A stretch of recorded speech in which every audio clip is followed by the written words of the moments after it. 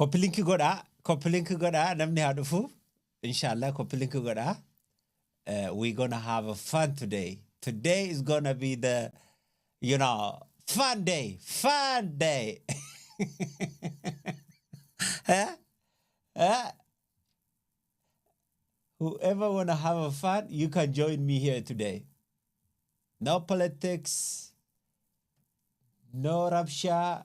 We're gonna have a fun. Nitabanna, wawal gafanna, wawal barsifna, wawal rabaranna. Kanafu, koppelink goda, koppelink. Come on.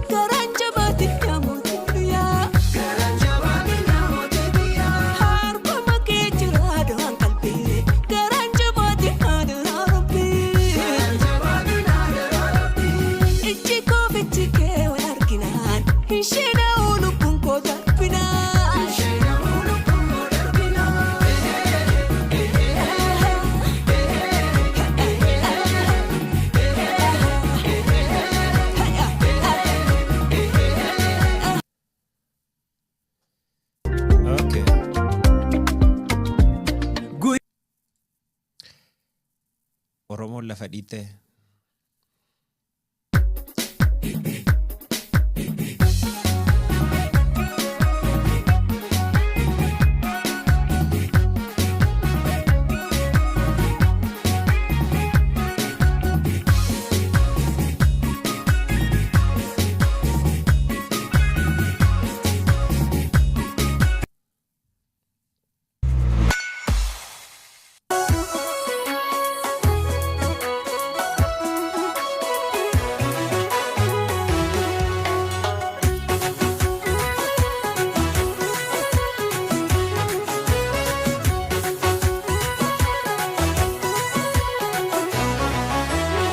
Yanka betiko kulle marartul kambadesa kulle marartul kambadesa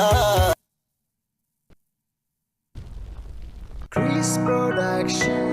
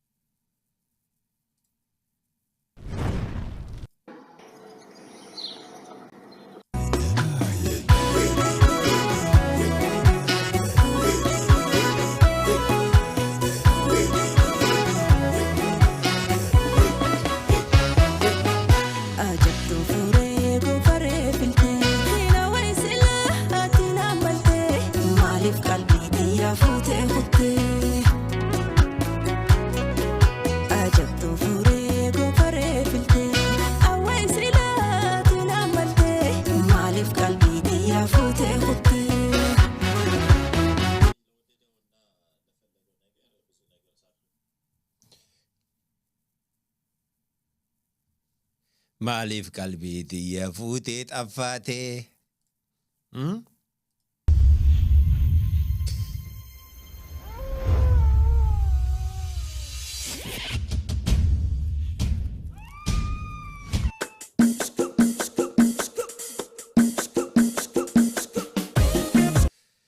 Mee haga namni dhufu taab godhaa namni haa dhufu arraa haasaa siiriyeesii qabna. Waa'ee diaasporaa yookaan immoo nama keenya kan biyya faranjii jiru kana laallatee wantoota harkaan hubatu jiranii fi akkaataa nuti kararraatti ba'utti jiru irratti waan garagaraa haasa'uu feena. Akkasuma keessummoonni yeroo qabaatan dhufanii akka jooyin godhanillee ni barbaanna. Kanaaf koppilinkii godhaati. Namni haa dhufu rakkoo teenya kan diasporaan biyya faranjii especially warri westii jirru kuni mudannee namni keenya beekuu qaba irrattis mari'achuu qabna irraa barachuu qabna irraa haasa'uu qabna jeetiin amma yaada gaarii qabuuf laayivii kana eegalee arra nama gaggaarii finneetiin nama waan haasa'u beeku finneetiin intervii goonaa rakkoo teenya irratti haasa'inaa mee koppilinkii godhaa namni haa dhufu.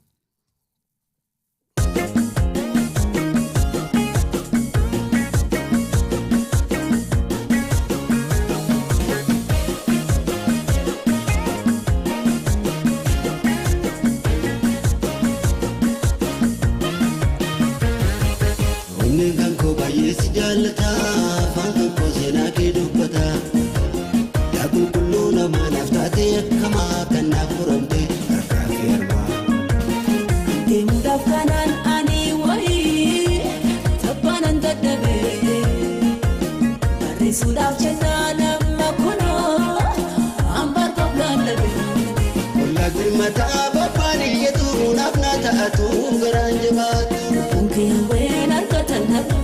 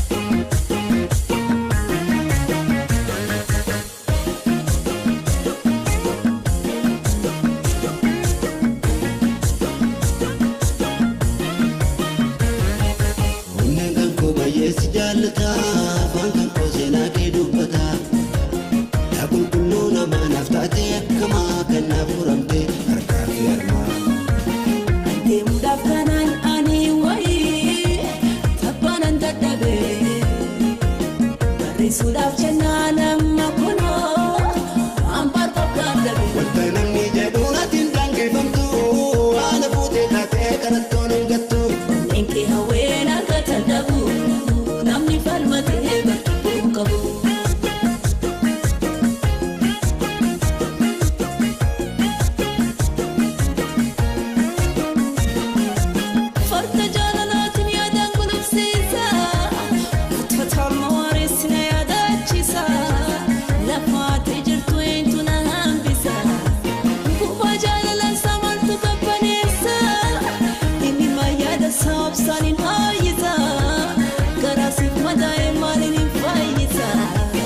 Shasha maneti overbadis kotu sodareti Bokonne adamati wal fudalni kalla fitineti Askoto iragana shuruba gadisi intabana Askoto iragana shuruba gadisi intabana Askoto Rabasa gadisi insirbina Askoto Dirribi shumba wale sirbina Askoto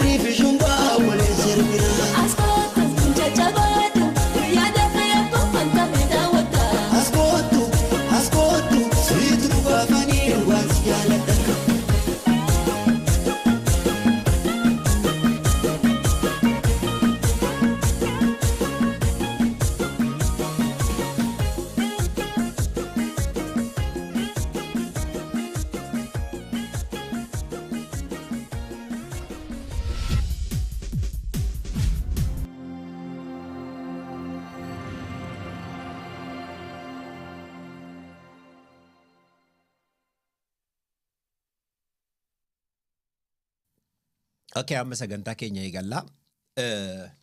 Topiikni keenyarraa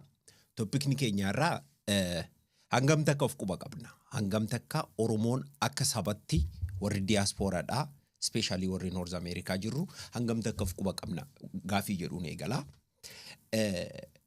Nuti akka society ummata Oromoo yookaan immoo saba tokko kan Afrikaarraa biyya isaarraa deemee biyya namaa jirutti hangam takka biyya keessa jirru kana hubannee hangam takka aadaa keenyas biyya kana keessatti qabannee deemutti jirra waan jedhuun wantoota tokko isaniitti tuqaa san booda karra isanii bana namuutu akka ol seentanii yaada keessan kennataniif. Inni duraa biyya kana keessatti biitii kun biyya namni itti batu, biyya namni aadaa isaatti gadi dhiisu, biyya namni amantii isaatis gad dhiisee karaa hin taanetti kufu yookaan immoo tiyyoo akkaati aadaa keetillee dhiiftee amantii keetillee gad dhiiftu biyya haala hunda mijeessanii itti nama balleessan especially USA'n. Kana wanni nama wal mormisiisu hin jiru hundi keenya irratti walii galla. Yoo kana ta'e immoo tiyyuu nuti hangam takka of tiisutti jirra, hangam takka of beekutti jirra, hangam takka aadaa teenyas amantii teenyas tiifachuutti jirra waan jedhu especially the youth warra ijoollee dargaggeessa kana hangam takka aadaa kana dhaalchisutti jirra. Uffanni hoggaa aadaa jedhan uffata aadaa jechuun uffataa miti, aadaa jechuun wallee miti, aadaa jechuun nyaataa miti. Aadaa jechuun seera bulmaataa akkasuma karaa irra deeman the way of life isa faranjiin jettu san.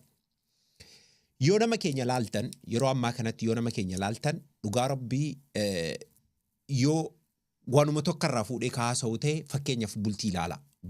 Bultii keessatti wanni guddoo rakkoo ta'aa jiru namni aadaa ofii gadhiisuudha. Biyya kana keessatti nuti uummanni East Africa irraa dhufne especially Oromoo fi Soomaleen aadaa keenya gadhiifnee karaa irra jiraannu gadhiifnee seera aadaa teenyaa gadhiifnee ittiin bulmaata uumaa isa ganamaa san gadhiifnee karaa hin taane akka deemutti jiru kan arkitee qorannaan mul'isu. Fakkeenyaaf yoo bultii fudhattanii ilaaltan akka uummanni Afrikaan Ameerikaan badetti nutis badutti jirra. Amma uummanni Afrikaan Ameerikaan isaniin jedhan kun ummata aadaa isaa gadhiisee aad malee tahee addunyaa irratti beekamu. Culture waan jedhan hin qaban, amantii waan jedhan hin qaban, the way of life yookaan immoo ittiin bulmaata seera jiruudhaa waan jedhan tokko hin qaban. Akka beeyladatti jiraatan. Arra nuti karra san nutti bananii karas deemutti jirra. Almost 50% of our community are already involved in this issue. Bultii isaanii yoo laaltan uummata gurraacha kanaa shamarran isaanii nama isaaniitti heerumurraa saba biraa filatan. Fakkeenyaaf financial kana fayyadamanii yookaan immoo rakkoo qabeenyaa kana sababatanii nama isaanii kana hin barbaadan. Afrikaan Ameerikaan amma nama gurraachatti hin heerumtu. Speeshaalii waa barattee kolleejaa baanaan nama isaanii hin barbaaddu. Nama isaanii hin fedhan. Adiin akkas, dhiirti isaanii akkas, dhalaan isaanii akkas. Sababni dhiirti isaanii dhalaa isaaniitirraa baqatuuf sababni guddaan tokko akka qorannaan himutti dhiirti isaanii irra hedduun isaanii giraajuweetiin godhan iskuularraa. Maal jedhan avreejiin nama gurraachaa Afrikaan Ameerikaanidha. Amatatti $40,000 dalaga. Amatatti avreejiin isaanii. Can you imagine? Amata guutuu avreejiin nama gurraachaa $40,000 dalaga. Shamarran isaanii mootiyyuu kanan barbaadan. Nama arkitee 6 figure, nama 6 figure, 7 figure, 9 figure ta'e kana barbaadan. Sigalee nama 900 dalagu, nama miliyoona dalagu, nama 800, 700 kana dalagu barbaadan. Kanaaf jecha kabajaan jidduu isaaniitii baddee shamarran yeroo baay'ee shamarran isaanii dhiira isaanii tuffachuudhaan nama isaanii neglect godhuudhaan yookaan immoo rejjetanii irraan tarkaanfachuudhaan kara biraa deemanii jaaniitiin hayyoonni ka dubbatan. Wanni kun immoo isaan keessatti badii hangamta akka fiduutti jirti. Hangamta akka namni gurraachi nama gurraacha ta'ee deemutti jira. Hangamta akka gurraachummaa isaaniitiin boonutti jiran. Look, irra hedduun isaanii gaafa bultitti seenan namni gurraachi gurbaan gurraachi tokko intala gurraattii takka gaafa fuudhu akka waan caphetti akka waan arkitee namummaan isaa gadi buutetti kayaatu. Shamarranis akkasi kabajaa waliin qaban kararratti wal tuman wallaahi yoo laaltan warri makiinaa keessatti maaliif achi laalte jedhee jaarsa kabalu uummata gurraachaa kana. Maaliif aadaan qaban seeraan qaban sigalee kabajaan hin jirtu akka bineensaa akka beeyladaatitti jiraatanii jechuudha. Nuti arraan tana communitiin Oromoodhaa irra hedduun keenya karaa san qabatutti jirra. Arra waan arkiteetiin shamarran teenya dhayxee welfera dhaabbattuuf karaa gurraachaa qabachuurraayi. Arra wanni shamarran keenya irra hedduun isaanii I cannot say all of them but majority isaanii arraan tana wanni jaarsa hin kabajneef karaa gurraachaa san qabannee sigalee seera biyya kanatti irkachuudhaan waan seerri biyya kanaa uumameef waan seerri biyya kanaa jaarameef wallaaluudhaaf jecha arra mana isaanii keessatti ilmaan isaanii abbaa malee hambisanii ijoolleen aad malee taatee guddatutti jirti. Waan hedduu garaa nama nyaatu. Osoo shamarran babbareedduun Oromoodhaa as jirtu dargaggeessi takka biyya biraa dhaqee fuudha. Asii Afrikaa dhaqee fuudha. Yookaan immoo asumattuu saba biraa barbaada. Maaliif? Osoo dargaggeessi biyya kana jiru shamarran teenya asii kaatee biyya dhayxee dhiira biraa barbaaddi. Yookaan immoo saba biratti heerumti. Laalaa arraan tana. Oromoon saba biratti heerumuutu proud isaan godhaa jira. Saba biraa fuudhuutu proud isaan godhaa jira. Kuni hundinuu kan dhufe wal kabajuu dhabuu akka namatti wallaaluu dhabuu irraa wanni kun hundinuu dhufe. Aadaa saba biraa, aadaa ummata biraa, aadaa ummata gurraachaa, ummata bineensa ta'ee hafe kana, ummata namummaa gadhiisee karaa hin tattaane qabate kana aadaa isaanii fudhannee seerri biyya kanaatti sirratti waan nu qarqaaruuf aadaa teenya gadhiisuudhaaf namummaa teenya gadhiisuudhaaf waa arkiteetiin irratti akka nuti tattaaffannu waan nu qarqaaruuf arraan tana gurraacha biyya kanaatii gadi taanee deemutti jirra. Indoom gurraachi biyya kanaa ummata jabaa'u kan hanga har'aa arkiteetiin eenyummaa isaanii qabatanii gurraachummaa isaaniitiin hanga irraa turanii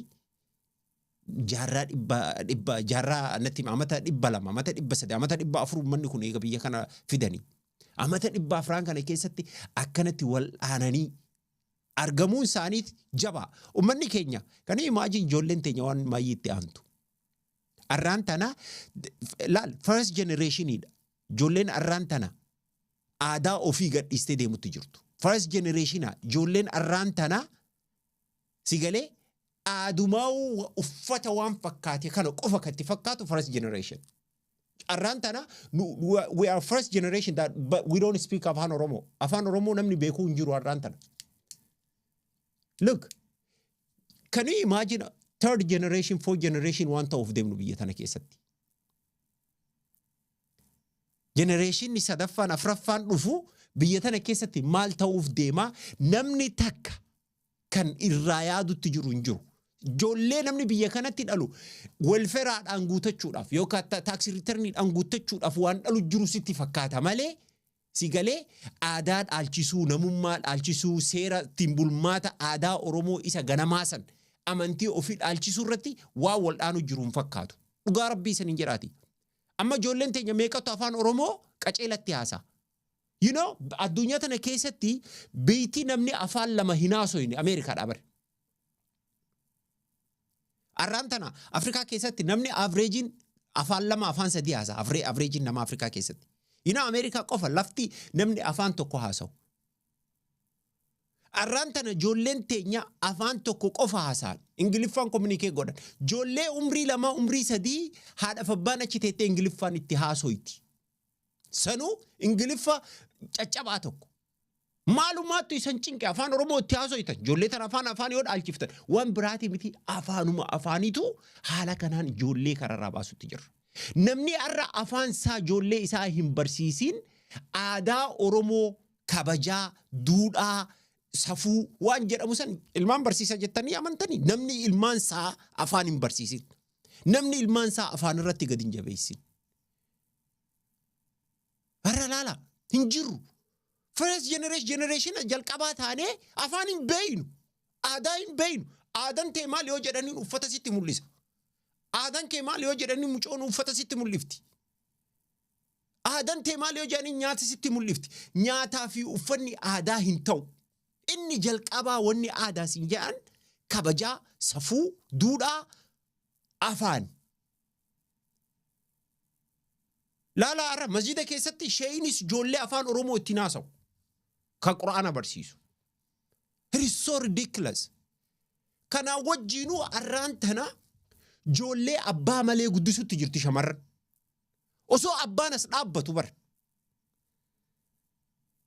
ijoolleen sun maal taati warri arra afaan Oromoo generation jalqabaa ta'ee afaanuma Oromootu bareechee naasoyne maal ta'an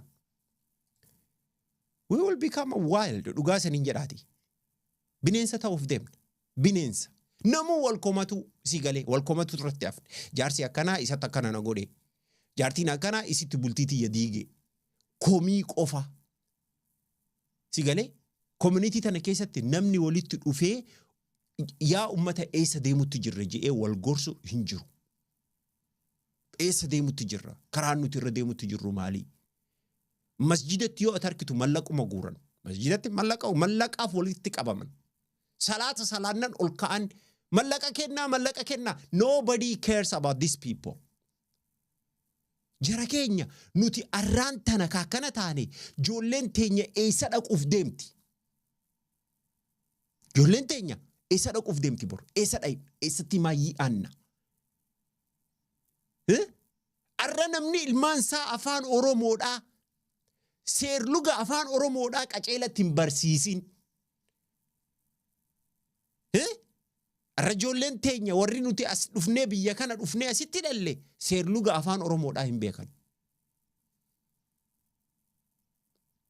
dhugaa nuti hanga community gurraacha Afrikaan Ameerikaanii kana survive ni taana jettanii ni yaaddanii I don't think we will survive ummanni kun hanga irraa survive ta'ee hanga irraa mul'achuun isaaniitiyyuu an harka kennaaf when I compare with my people arraan tana bar Arraan tana bar ijoolleen teenya ummanni East Africa kun ijoolleen umrii 18 irraa eegaltee gee ta'aa jirti. Qoominuu ta'aa jirti ijoolleen. Laala community Oromoo, laala community Somaalee.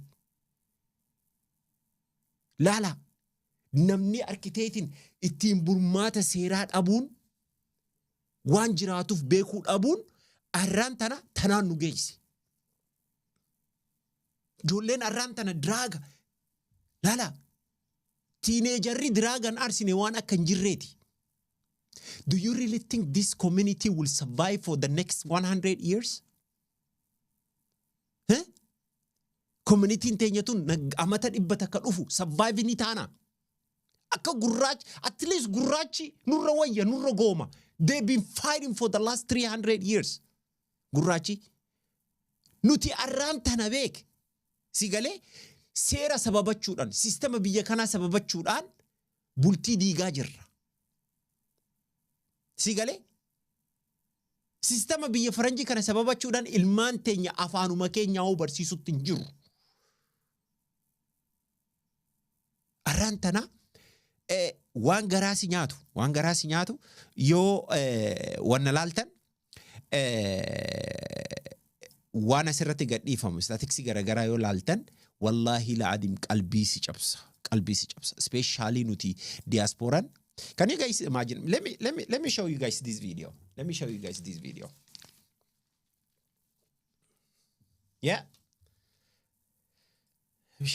video. Melala video kana. It is an absolute pleasure to have Sister Naima B. Roberts on the podcast. Assalamu alaikum. Wa alaikum salam wa rahmatullahi wa barakatuh. It's wonderful to be here, mashallah. Alhamdulillah. We would love to start. I'm aware that you converted to Islam, and I'd love to start your podcast, which is your success story, pre-conversion. Who were you and what happened? The team has been working tirelessly to get amazing content out for you. Make sure it's... And I think my starting to think about God came in my last year of high school. And it was really because I was in a low point in my life, just not sure what I was doing, where I was going. Is that like that emptiness? Yeah. I mean, I tried to fill the void. I went to church. And I remember I went to one of the evangelical churches. I don't know whether you're familiar with evangelical churches. Yes, lots of singing, right? Lots of singing, lots of clapping. Hallelujah. Very emotional. Not that kind of singing. No, the one with the drums and like the beats and stuff. So very emotional. And, you know, getting people to come and feel the spirit of the Lord and that type of thing. And I felt the spirit. I was there. Wow. And then they told you to come down and be saved. So I went down and the pastor said, you're saved, you're saved. And then afterwards, they took us back. And you had to speak to somebody from the church just to answer any questions you had at that point. So now the euphoria has come down, okay? Because, you know, those environments are very, very euphoric and you just like kind of lose your mind. So I came back to myself and I said, but what if, like, how do I know that God is real? Like, you know, what's the proof? And she said, well, you just have to believe. You just have to have faith. And I said, I'm so sorry, I can't do that. So I was out of there and that was the end of that. And I didn't think about God or religion until I had left Zimbabwe and gone to England and then gone back into Africa in Egypt, where I was there for a music festival. And then that's when So you my performing heart kind of all the opened. way through? Yeah. Wow. That would have been a sort of attraction to the church because of the music aspect and all that and the connect. Yeah, a little bit. So Allah. I never go into the church. I just went once. And then I left. But going to Egypt for this music festival was like a cultural music festival and I was representing the country. And for some reason, that's the first time I noticed specifically Muslim women. And if you've read my book, From My Sister's Lips, I talk about this in detail. But in those days, almost everyone in Egypt covered, right? And like covered food. Yeah. So I was like, what is going on? Why are they wearing that? Who forced them to wear that? Where are these men? Where are these oppressors? Like I was, you know, really on my feminist war horse, really, to say they need to be liberated. What is going on? And I ranted and raved for a couple of days until we went to one of the events and there was a lovely lady there and she was the wife of the organizer. She was wearing a cream hijab, I remember. Just a beautiful, mashallah, beautiful sister. And I said to her, you are so beautiful. Why do you cover yourself? And she said, because I want to be judged for what I say and what I do, not what I look like. Wow. And I was like, Allahu Akbar. Wow. What do you mean? Because for me, I had never heard of that concept before. Because most girls, we grow up knowing the power that we have and knowing that it's to our advantage to use in whatever way we want to use it. And you become addicted to the attention and the compliments and the validation. And if you don't get it, it's a downer. And if you do get it, it's a high. So I thought to myself, hold on, what is it about this religion that makes this woman so strong that she doesn't want any of it? Wow. She doesn't care about any of that. I said, I want some of that. That's when I started discovering That's that Islam. one person that really Put it affects. on the head for you. Yep. Isn't it amazing how we just need one person to interact with that can And absolutely that's put the that only switch? conversation you had with her. That's it. Never saw her again. And I pray that anything good that I've done since coming to the Deen, that she gets a reward for that, because she And she was doesn't the even one know. who cracked it open. And she wouldn't even, no and she idea. wouldn't even know. No Inshallah, maybe idea. Inshallah, she's watching this podcast. Maybe, And inshallah. then she knows. Connect you. Exactly. It's happened before. Be like, that's how the Sunnah guy. That's how Subhanallah. they connected. Subhanallah. Amazing, yeah. Allahu Akbar. So that was my story. So where to from there? Like, what do you do when you get, when those thoughts start blowing in your brain? Well, from that conversation, I started to just get curious and say, okay, no, what is this Islam really? So we were still in Egypt, so I started to notice, the adhan and people saying inshallah and bismillah. I got a Quran and I started reading it and I started implementing things right away. So not eating pork, etc., covering my hair. But I was determined not to become a Muslim, because Muslims were Arabs and Asians, and I was an African woman, and I wasn't going to follow someone else's culture. Allah. Identity.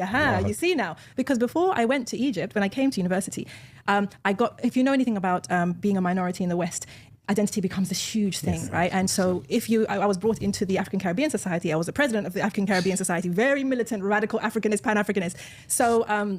So when I was reading about Islam, I was like, no, I'm not going to leave what I've just built, which is this strong militant identity, in order to journey anyway. But How There's a part. Dad was not happy. Dad was not happy at all. My mom was okay. She had started practicing her religion again. Partii isinii So waa'ee fuudharraa haasoytuutu jira, achiin barbaadutu jira naa obsa. we can say you're pro niqab and you're pro polygamy. Yeah, I think, don't try and invent me. Let's be very clear. I am pro-polygamy because polygamy is something that Allah has allowed.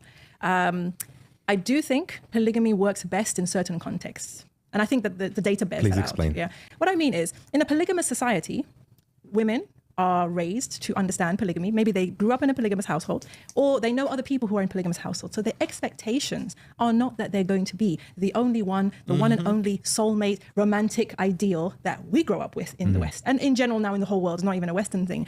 So in a polygamous society, polygamy is normalized and the society supports it. In Zimbabwe, it is. A bit.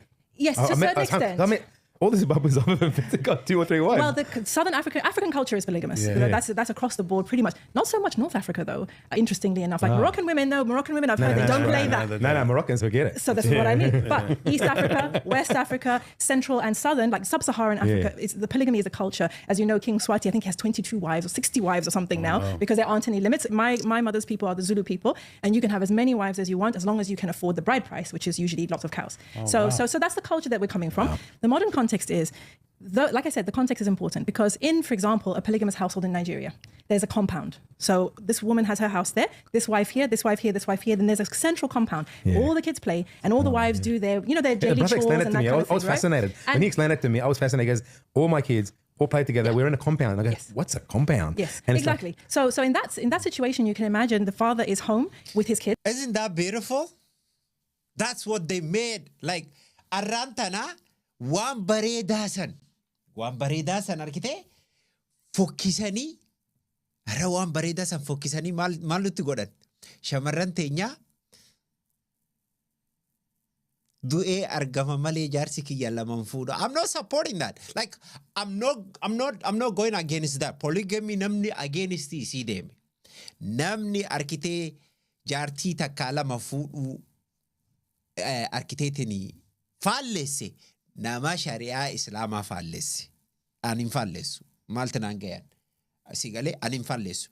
Garuu sigalee waan rabbiin halaala godhe takka haraameessuu hin danda'u. Haa ta'u biyya dhi'aa kana keessatti maal godhan? Which I was not going to talk about that, but at least since they mentioned, I have to touch it. Like, arra san haraameessan waan bareedaa san haraameessanii. It's crazy, guys. Them all every day. He sees the wives pretty much every day, but he will share his nights equally between them, right? So that's a context, and where the society understands and respects it, it's much easier. Take that situation and put it in the West, and I'm not saying it can't be done because I know polygamous families who have managed to do it, right? Mashallah. But the pressure Financial pressure, Huge. societal pressure, the pressure of our own expectations, especially as women Family in members. general. Family members. So, Oh okay, my so God. let's go to the issue of secret second, third, fourth wives, right? Let's just go there because we know that it's happening. And the thing is, again, it goes back to this context because you're The screen is too dark, right? It's too dark, right? Koi video kana hunda fixuu hin dandeenyu haala kanaan duratti daddabarsa. if you have a good husband, and I tell sisters this, if you have a good man and he treats you well and you guys have built something together, you don't mess with that. You don't mess with that. He gets married again and he continues to treat you honorably, you make it work. That's what I believe. Of course, if you can't and you're suicidal and all that, it's another story. But most of us, we just need the right voices in our ears. Yes. Because if you've got the wrong voices in your ear, you could mess up the whole When you got your situation. sister and your auntie and your mom. Yeah, exactly, all of that. And saying, leave him, you deserve better than him.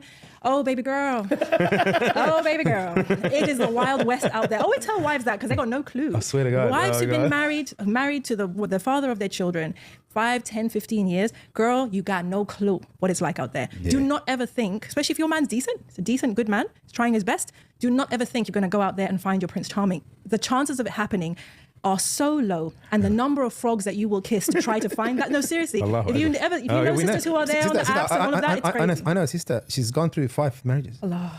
Can you That's imagine? tough. And that's tough on the heart, Subhanallah. because Yeah. I want to say, to brothers and sisters, I'm not sure how men process these types of things and whether it has the same impact. I don't know. Maybe you can share with us. But with a woman, I think that there's so much that you have to. It's like wounds that you have to cover up and heal, and then and then kind of be brave enough to go. Unpack and repack, I call it. Yes, but each time you're unpacking more baggage, or you're packing more baggage. So you unpacked in that relationship, it didn't go the way it was supposed to. When you repack, you've picked up extra things, right? Exactly. So that's why when you meet sisters who maybe are later on in life and they've got their lists that they're looking for, Yeah. I'm not doing this again. I'm not having that again. I had this before and I'm not doing that. I will never allow this again. And it just gets longer and longer the more experiences that you've had. So it's tough. Where did your views come from? Where did that? I've been that life. I lost my husband, Allah yarhamu, when was that? Almost 10 years ago. wow. So I've lived it. I've seen so many sisters So how did live that change it. you? How did that change you? Like losing your husband? Because look, undoubtedly, look, Mind sharing? How? Yeah, it's fine. I've written books about it. So subhanallah, like look, undoubtedly, like, as I say to most sisters that when we have leadership discussions, is that it's very hard for a woman without a man. She feels like she's lost her wings or she's lost her protection in a way. If you've been married and you've been in that protective cocoon, yes, that's what it feels like. How was it for you? Allah gave me strength, and because he was in a coma, like people who know the story, I wrote about it in Show Up in my book, but also there's like YouTube videos about it. But because he was in this coma for 2 weeks, I had What happened if you don't mind me asking? he Right just now? had a stroke. Just out of the blue, subhanallah. Allah Allah yarhamu. yarhamu. So 2 weeks he's in a coma, and in those 2 weeks I was able to kind of come to terms with the various possible outcomes, so that he could never wake up. That he could wake up with brain damage, that he could, pass away, all of those. And I made peace with all of those outcomes, even though it was hard. How? Just accepting it. Because I just said, Ya Rab, you gave me this amazing man for 15 years, 16 years. And I would be ungrateful to say, like, under all circumstances, give him back to me. No, because he was an amazing man, mashallah, tabarakallah. And we had a good life. And we had 5 children together. And I said to myself, and this is just based on my own experience, I feel I had more happiness in those 15 years than some sisters, some women have in a lifetime. And I will never, ever, even if I never in a good marriage again, even if I die alone, I can never blame Allah subhanahu wa ta'ala. I can never say, why didn't you give me? Because he gave me. That's how I see Gratitude, it. man. That's how I see But it. I this was is it. grateful This is for gratitude. what I had with Allah him. Akbar. And I was like, Allah, if it's best for him to go, I accept. If it's best for him to stay with us and he's incapacitated, I accept. If it's best that he comes back to us fully formed, I accept. Whatever you decide, I accept and I submit. And that was what allowed me to get past it. It was hard. Anybody who was following me on social media, they saw like the poems that I wrote to kind of work through, the emotions of it. And it was, it's like, I remember I wrote one poem and it said, it's like the axis of your world has just tilted, and it all is changed utterly. And that's what it was like. Of course, it's a long time. Allah. And I alhamdulillah, have we to have pass that part. So, topica keenya walitti hin dhufu. So, daddabarsaatiin isanitti mul'isa. Bikkasiin waa'ee bultii haasoftutti dhaggeeffachuu fedha isa wajjin. To heal. I'm going to read you something. I haven't read it before, yeah? It's called healing. SubhanAllah. Healing and poetry, 2 sides of one coin. Timing words. Huge gift. Do you feel like the West, the mentality of the West, that nothing's good enough? Like it just seems like, you know, we speak to a lot of marriages in the West. It's just like, especially the men views. Oh, yeah? It's like, doesn't matter what I do. Right. Doesn't matter how much never I do. satisfied. Oh, okay. I thought you were saying the men were not satisfied. Okay. The women are Right. satisfied. I think we are in a very interesting / dangerous situation. So are you familiar with Esther Perel's work, Mating in Captivity? She's that Belgian lady. She's an older lady. She's always talking I've about heard of it. relationships. I've heard about it. Yeah, I've heard about it, but I haven't really read her stuff. So she did a TED talk, and she was talking about how this is the first time in human history that we expect our partner to be everything for us. Yeah. Lover, confidant, friend, guide, business partner, running buddy, yani alim, you know, all of the things, right? Fridge fixer. Fridge fixer, a bill payer, you know, a complimenter, the village. The village is now expected in one person. Yeah. That has never happened before. That's never been the case and was never the expectation, right? So when Rasul Sallallahu and all the companions and all the Muslims literally for generations afterwards, when they got married, they didn't have the type of expectations that we have of a soulmate, a soul connection, you know, love you for life, you know, you are my person, the one. That is all modern programming. I'm not saying it doesn't happen. I'm not saying it doesn't exist, but it Romeo and is a Juliet. modern thing. No, Romeo and Juliet is a tragedy, and it's not a good idea, okay? Romeo and Juliet is dumb, okay? Romeo and Juliet is a dumb story, and I'm sorry to say. It's just like literally a case of mistake, like miscommunication. It's not even this deep love or anything. Anyway, the point is that I think are you familiar with Maslow's hierarchy of needs? Yes. Yeah. So where are we on the hierarchy in the West? In westernized countries, we're kind of quite high up. We're not struggling for, you know, food and shelter, not really for belonging necessarily. We're going further up. And so what we have is a lot of standards for every relationship. Every relationship should look this way. So my husband should do this. He should be this. He should make me feel this way, make me feel that. A lot of expectations are really high up. Yeah. Now I've noticed, and again, you can correct me if I'm wrong, I think men are quite happy to play their role. Most men. They know they're supposed to protect and provide. Those two things. Yeah, if you do not do that, you are incomplete as a man. Exactly.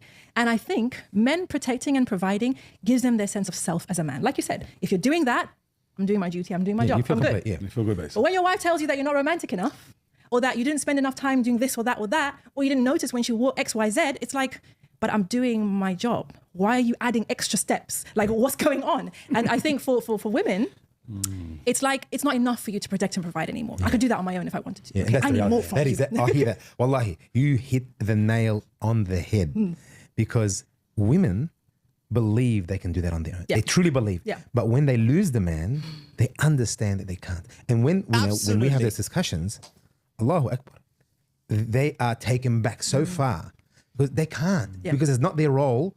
It's not that role that Allah subhanahu wa ta'ala put in them. They It's can't impossible. without paying a high price. And a sister said this really beautifully, mashallah, where she was talking about gender roles. And she was saying, it's not that a woman cannot do a man's job or a man cannot do a woman's job, because we know men who look after babies and raise them, right? If the mother dies, so many men raise a child, right? There's many women, husband dies, she gets a job, she raises the kids. We've seen it all the time. But what she said is that the roles are based on what we can do with ease. With ease in a way that fulfills our fitrah. Most women who are providing and protecting do not feel fulfilled, they feel drained. And I could be wrong and people could You come are for me in the 100%. comments, but you know, it's agree. even if, and trust me, even if she owns a business of 6 figures, she's got money. If her husband is looking to her to pay the bills, at a certain point she's gonna be like, sorry, that is not my role. I should not be doing this. And again, I could be wrong because, you know, there's, you know, society changes. It's an right? 80-20 rule. I call it the 80-20 rule. Okay. It's 80%. When you hit that, there are the peripherals. They always exist. Okay. What you're saying is the 80%, Yeah. which is the highest Yeah. average out there. A We woman see likes that. to have money. Yes. We like to have money. I'm going to say we. We like to have money to have money. Yeah. To have fun. Yeah. Take Right. holidays. Buy a beautiful house. Invest in property. Cool. But I must work to pay bills and feed you? Bro, no. That's Oh, not gonna no. That is not cool. It does not make me feel good to do that. Yeah. Whereas a man, he feels good to do Yeah, that. 100%. It gives him that sense of an arrogant, you know, like I'm here, I'm doing my thing, I'm doing what I'm That's the supposed to sense do. of existence for a man. Exactly. And so even if women fulfill masculine roles, we're not masculine. And we don't get our sense of accomplishment and comfort and self from what men do. So it's like you've got a situation See, where... we understand that. We understand that. Yeah? We understand from a man's perspective. Sure. But women fulfilling their roles and This is another- expectations, yeah. the expectations, like you said, we're talking about. How do we draw? Like, and we have so many men that we talk to, and it's like, it's that time of the year, or time of the month. I mean, and again, just expectations are going from 0 to a million, Right. And I can't deal with that. Right. How do I deal with it? How do I keep her in her lane to understand her role? What do you tell men or even women in advice to keep that everybody understanding their role? Well, I think the difficulty that we have, wallahu alam, is that as women, because we've all been through the same education system, right? As women, unless you came from a very traditional household, you as a woman do not derive your sense of self from feminine tasks. You derive your sense of self from masculine tasks. So how well you did with your college degree, right? What kind of job you have, just how much money you have, if you have investments, if you have, this very masculine things, right? Mashallah. Yani, we know people in the past had money, but the difference was, if you let's address the elephant in the room. Let's look at Sayyidina Khadija radiallahu anha. Everybody likes to talk about her as she was the first businesswoman, she was this boss babe and everything. Khadija radiallahu anha was a feminine woman. 100%. She inherited wealth, alhamdulillah, and she managed it well, mashallah. But she was a wife and a mother first and foremost. 100%. And when she married the Prophet ﷺ, she played the role of a wife, which is as a support to her husband. Many women, we are not raised to be a support to a man. We are raised to be strong and independent. And I'm going to blame the parents for that. So true. I'm going to blame the parents. I don't blame the parents. No, you don't blame the parents? You know what I blame? I blame society. Because there's so much programming happening to these women. They are being bombarded. I see so many, I don't blame them, but they're so easily affected because of the emotional, connects that us men don't have. So when it comes to that, we notice that, subhanAllah, again, parents of course play a big role because of course they are setting the environment, which plays a big role, yeah? But you can, in the West, it's so hard to keep them, like we see people at the retreats, we have sisters that are ignored by Muslim brothers, they treat them like the plague. Who gives them the attention? The non-Muslims. Okay. And then you get these dynamics happening and this sister is changing, and then she's getting influence from the other side, Right. and then they end up marrying a non-Muslim, or they convert, for example. And I'm talking about, this is the extreme side. Sure. But then you how do you can, society? We live in a society. We live in Australia. We live in a world that affects us. So let me ask you a question. Do you think that, okay, so I acknowledge and I agree that, and because I'm part of the same programming, so I get it. We've been raised in a very masculine way, and only those of us who were raised in a traditional way or have come back full circle to understand the role of a woman in Islam, a wife specifically in Islam, we inshallah can manage that.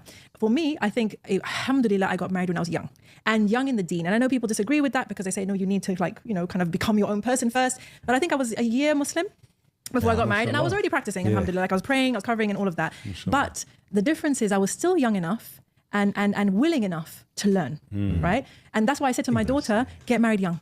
Do not wait until you're 28 and 30 and you've got your own place and your own life and your own stuff going on, because trust and believe, it's hard to create a life with another human being, let alone you've got your own thing. I like the things my way. I like to do things my way. Build together. That's what I say, right? build it together. If we could have more young men raised to be husbands and more young ladies raised to be wives, and then marry them when they're like 21, 22, 23, inshallah, we'd have a better chance. But right now, we're not raising husbands, we're not raising wives. We're raising, I don't know, musharifi, this or that, whatever we're doing. And it's hard to expect them to. But no, I had a question, which was to do with men. Do you think that men need to broaden their emotional range and their capacity as husbands? Or do you think, no, he protects, he provides, that's enough. That should be enough.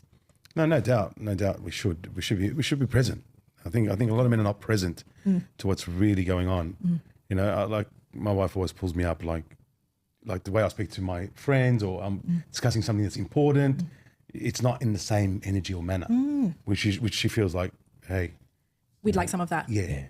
Look, I think for me, it's a two-edged sword. That's being honest. It's a two-edged. I have a question on that. Gaafin qaba achirratti. Dhugaa nuti arraan tana. Abbootiin keenya warri nu dhalche. I don't blame my mothers on this one. Nuti generation kiyya.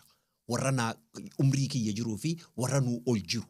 We fucked up because of our family, because of our fathers, because they did not nuti arkiteetin hoggaanu dhalanii nu guddisan akka nuti jaarsa taanu, akka nuti abbaa warraa taanutti, akka nuti abbaa ilmaanii taanutti nu guddisne. Take it down. Swallow it. Abbootiin teenya ilmi kun bor abbaa warraa ta'a, jaarsa ta'a jedhanii akka nuti arkitee, they did not raise us to be a husband. Sigalee mentality sani nu guddifne. Okay, we fucked up. That's up to them. Like, they take the blame. Okay, what about us? Arrantana. Obbolowwan kiyya, warri afaan kana dhageessan. Ilma kan kee ka guddisu jirtu. Akka inni bor jaarsa gaarii jaartii isaatii ta'u. Abbaa gaarii ilmaan isaatii ta'utti guddisu jirta. Akkasitti itti haasa'u jirta. Akkasitti example taatee fi mul'isutti jirta. You know what I'm saying? Akkasitti guddisu jirta ilma kee. Haati yoo haati intala tantee karaa kamitti guddisu jirta. Akkasiin bor jaartii gaarii taatutti guddisu jirta. This is where we fucked up. We are just copy pasting, you know, what happened to us. Dhugaa isaanii jedhaati. Waanuma haadhaaf abbaan keenya nu dhaalchisan ilmaan keenya dhaalchisaa jirra. Nothing else. Hiyyummaa nu dhaalchisan, cittoo nu dhaalchisan, sigalee aadmalee nu dhaalchisan. Asan ilmaan keenya dhaalchisaa jirra dhiiraa dhalaan. In the West, we just live in the West. Qaamuma keenyaatu biyya faranjii jira malee. Qaamuma keenyaatu biyya faranjii jira malee. Nuti sammuun teenya ilaa arraa kunno Oromiyaa ganda keessaa dhufne bikka qottoo darbineetti irraa dhufne san keessa jirti sammuun teenya ilaa arraa. Yes. Swallow it. Like liqimsi gati. That's the fact. In a Western society, the amount of expectations that are placed on a man are quite large. And it is not easy. The single income doesn't occur these days. Men cannot be really providing by themselves because the system is set that way. Sure. So it is a challenge. And again, undoubtedly, men, we have emotions. We have emotions. And men have emotions, but it's not their stronger side. You know what I mean? Because we do not get affected by emotions like you get affected by emotions. And it's the grudge. You know, and that's Holding of the grudge. Yeah. Okay. And I noticed, like, I think anyway. yeah, like, and again, We don't hold one grudge. thing. You do or you don't? No, we don't. Women, It's like, okay. It's like Whatever. back up. Wash off the duck's back. yeah, women, I noticed they'll unpack. You know, Yeah, you but said that's that how we 22 talk. years ago. But that's how we, because remember, I'm sure you've heard of men are from Mars, women are from Venus. Yes, of That stuff course. is true. I don't Very, care yeah. if people say that it's not true. I believe it's true. Oh, Men it's are wired so- differently so to women, unique, so right? unique. But I think the point that I'm making is in the book, he talks about how we both need to understand where we're coming from and adjust. 100%. So, for example, a woman to expect a man to simply listen without giving any advice is asking a lot from him because he wants to be useful. He wants to be needed. He wants to save the day. He wants to fix. He wants to fix, That's right? it. And she's sharing, knowing she doesn't want any fixing. She just wants to vent. Yes. So what he talks about in the book is how, as a man, understand that your wife just needs you to listen. So it's okay to just say, do you need me to listen right now, or do you want to find a solution to this? If she says just listen and just nod. Sorry to interrupt. If you enjoyed this episode, make sure That's you what exactly I've been saying. That's exactly what I've been saying. Lal, videoon dheeraadha. Zaa dheeraa asirratti fixnu. Isaniifin banaa ol seentanii haasoyna. Nuti aadaa teenyas gadhiifnee, jireenya keenyas gadhiifnee, sosaayitiin teenya akka kasaaraa jirru kanarraa kan mari'annu. Okay? Isaniifin banaa ol seenaa. I think Rahman illee dhuftee as jala jirti natti fakkaata. I saw her down there. So, isaniifin onna ja'a.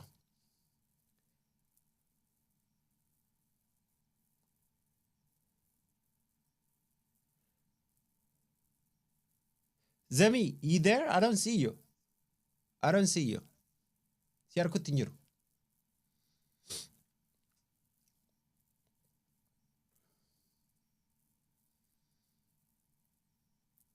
Okay. You just came back. Okay, right there.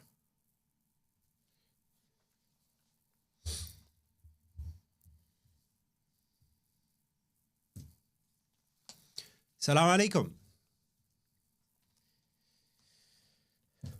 Salam alaikum. Welcome. Yeah, I can hear you now. Maal jettame waan agammaa dhaga'u jirru kanarratti yaadi ati qabdu maaltu jira Zemi? First of all, baga nagaan dhuftee galatoomii waan jooyin nu geeteef galatoomii. Mee yaada kennadhu asirratti. Nuti waan amma deemu kanarratti qoonni kenna. Arkitee haadhaaf abbaan maal qooda gumaachan asirratti rakkoo amma sosaayitii teenya keessa jirtu kanarratti gumaachi maatiin kenna godhe maali?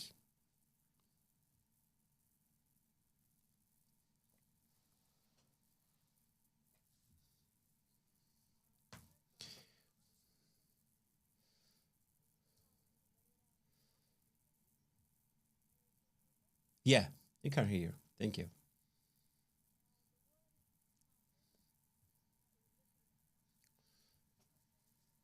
Oma rakkoo hin qabu.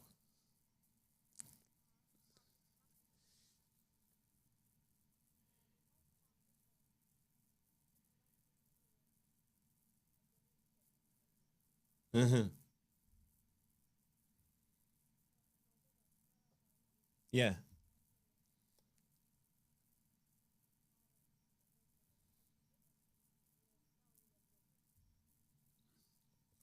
Mm-hmm. Mm-hmm.